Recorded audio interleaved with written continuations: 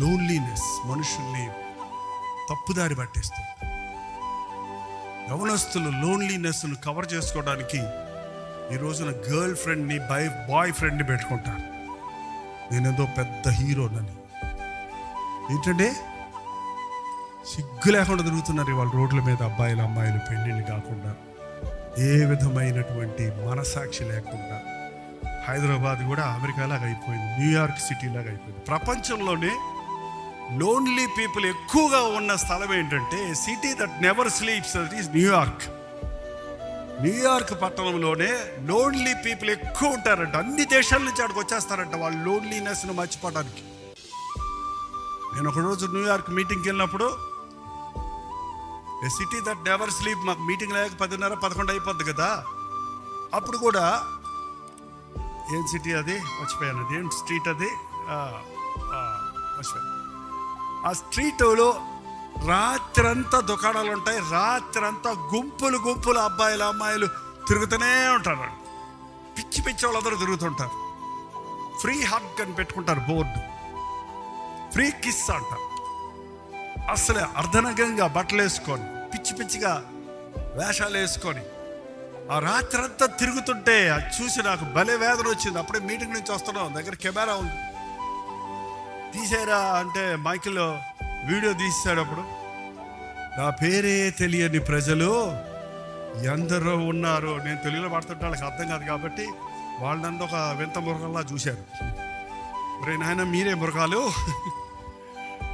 మీ గురించి బాధతో భారంతో బొమ్మలు ఆటలు, బొమ్మలాటలు ఏంటంటో, చీట్ల మేకలు, జూదాలు, త్రాగుడు, రకరకాలుగా ఉంటాయి. ఎందుకు వాళ్ళు దేశాలు వదిలిపెట్టి అక్కడికి ఎందుకు వస్తున్నారు?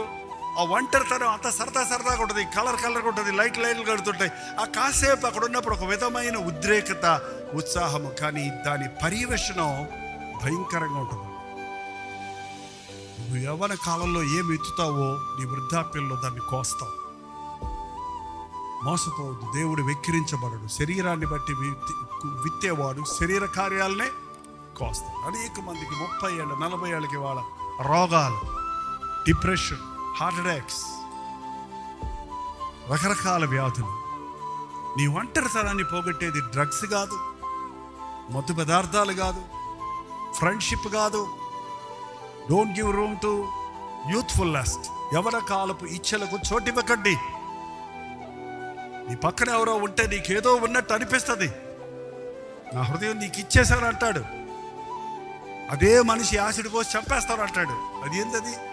నిజంగా ఇచ్చాడా ఏంటండి? నేను ప్రేమించి పెళ్లి చేసుకున్నాను అంటాడు. 3 ఏళ్ళలో నాకు ఇష్టం లేదు పొమ్మంటారు. మాకు ఎన్ని వాట్సాప్ మెసేజ్లు వస్తాయి రోజుకి.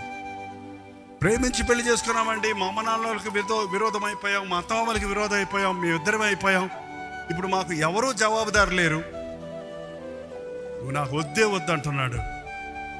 కొంతమంది అమ్మాయిలు కూడా ఇప్పుడు ఆరిదేరిపోయారు. అవన్నీ ఉద్రేకంలో చేసే తప్పుడు నిర్ణయాలు. నీ లోన్లీనెస్కి అది కాదు పరిష్కారం.